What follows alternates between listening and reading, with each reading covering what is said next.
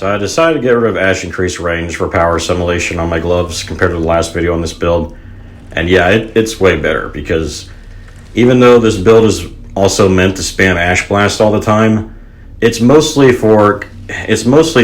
for the debuff and just for like boss focus damage. Even when I had Ash Increase Range, I had so many instances where enemies don't even have death sentence when I'm targeting them.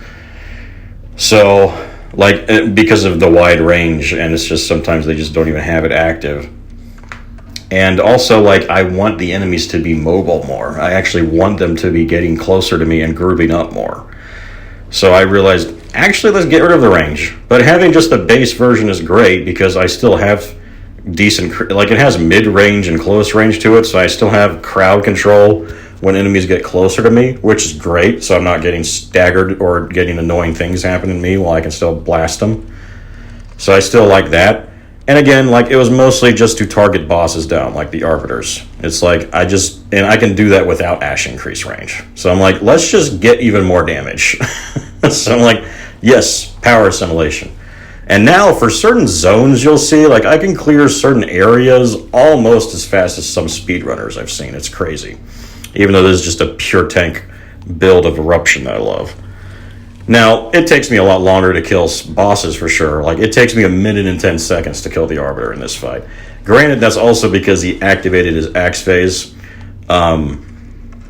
which means I just have to, unfortunately on this build, it decreases your damage because you're forced into ring around the rosy with them until you're able to target with your, because I mean, Eruption and FASER beam get you killed in the final Arbiter, like during the axe phase.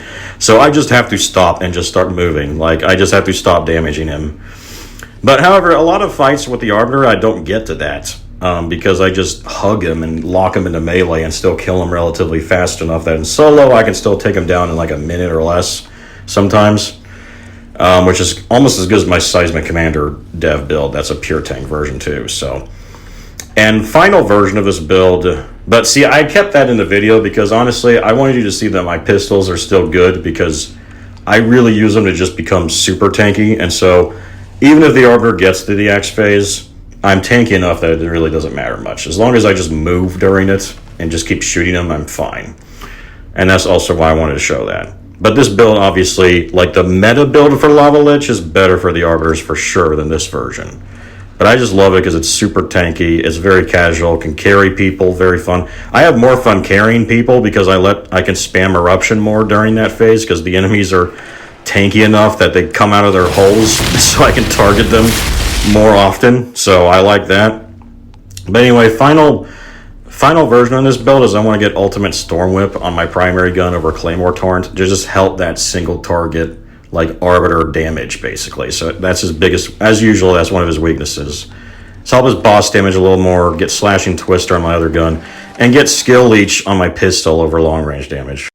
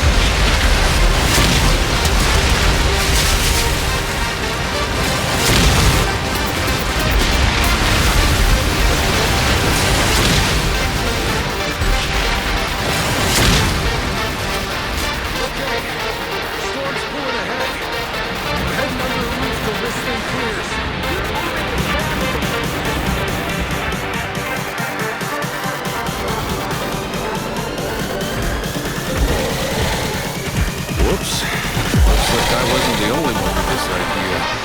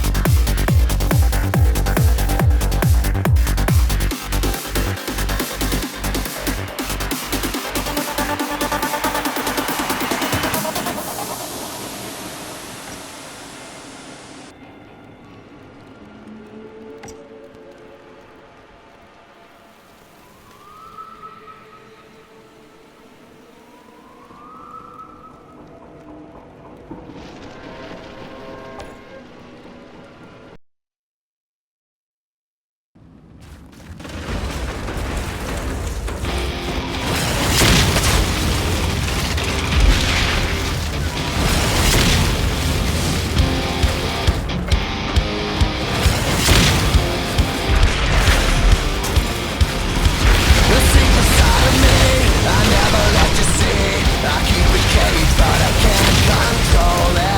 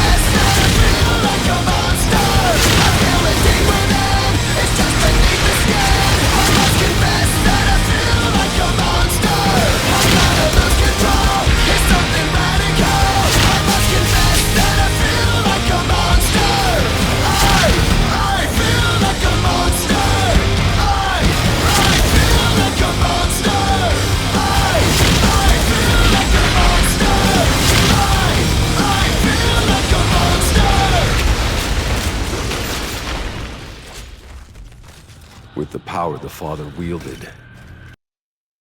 People worshipped him as a god. The anomaly's been twisting this place apart for centuries. Maybe because this is so close to wherever the anomaly comes from. Will all of Enoch look like this?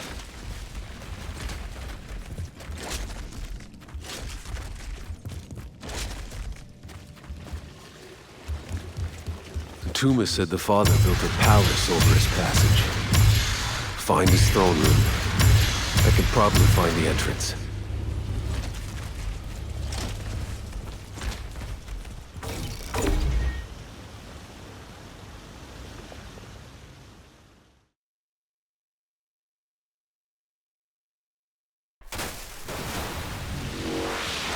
These were gardens.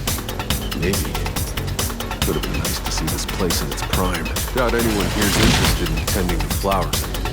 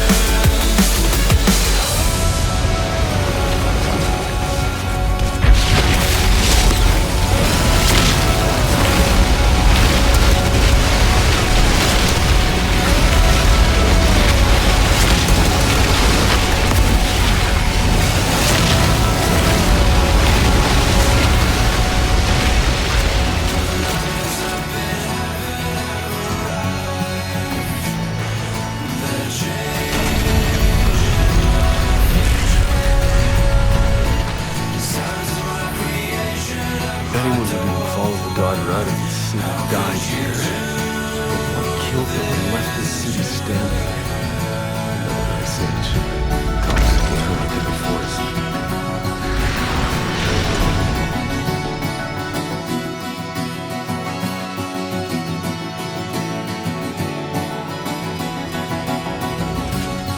Every empire falls, but what was in that passage?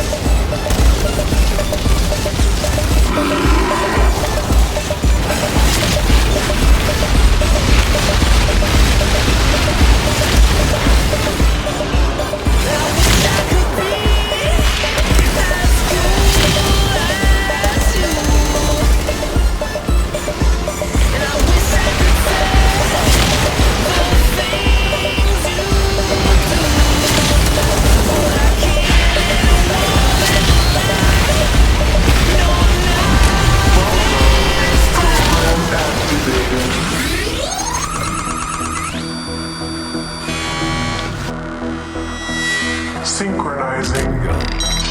This must be false. Please enter your username. Username accepted.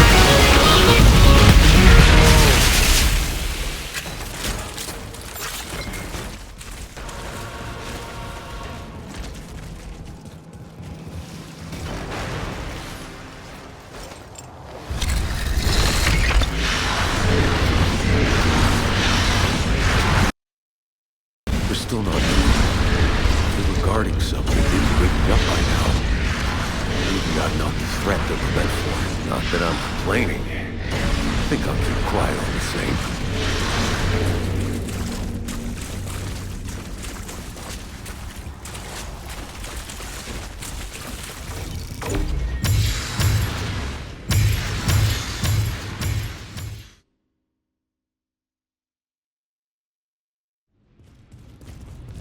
This place, it must have been drawing them all here. Answering some call. How many of Enoch's creatures are being lured by this place? Called by Father? Shit.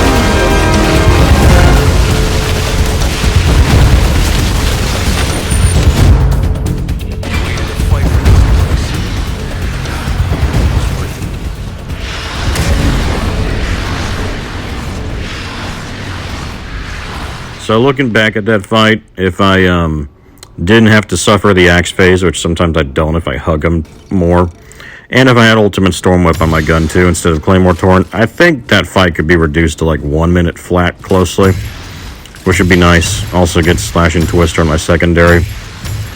It's pretty good when I'm a super tank version, I feel like. Anyway, if you paid attention though, I had insane healing to get me through the axe phase, so it's not even that big of a deal, especially when I switch to my pistols, because Weapon Leech in this game heals you based off damage over time mods rather heal you based off your Weapon Leech stats. So fire mods like Firestorm doubly heal me for that reason, and then Death Chains heals me. However, I use Noxious Spawns. Why do I do that? Because the Toxic combined with the Fire heals me a ton from the Skill Leech. Because you have to keep in mind, healing in this game, when it comes to Skill Leech healing and Weapon Leech healing, for this build it's more Skill Leech healing, of course, because I have so much anomaly power. So the damage you do judges how much it'll heal you, it's true, but that's the percentage of the damage. However, your max health increases the max threshold of the healing you can get. So the key I've learned in this game to getting insane healing is really these kind of builds I love making, the hybrids, the super tank hybrids, where you stack tons of health and tons of percentage healing, skill leech healing, or status power and anomaly power damage for skill leech. And that's how I heal so much. Like, I have a ton of status power, still have a decent amount of anomaly power for this build. And because of that, and then I have a ton of max health to increase the threshold of my healing. So that's why burns, just one burn on one enemy heals me a lot, honestly. It's almost close to freaking a bleed dev build. And if I had that skill leech buff on my pistol getting me over 40% base skill leech, it'd be even more. So that's why we use Noxious Spawns on the pistol. That's why I said I need to get skill leech on the pistol, then I'm just golden against the Arbiters no matter what. I can carry people against the Arbiters through plenty of axe phases without really having to worry about it, as long as I just move during them again. Now, of course, this build's not meant for that because it's not a pure damage build. Obviously, that's better against the Arbiter. But I just like to still mitigate its weaknesses, which is, of course, taking a while to kill bosses. Anyway, I'm in black screen mode now, so let me just wrap it up now and just end my rant here.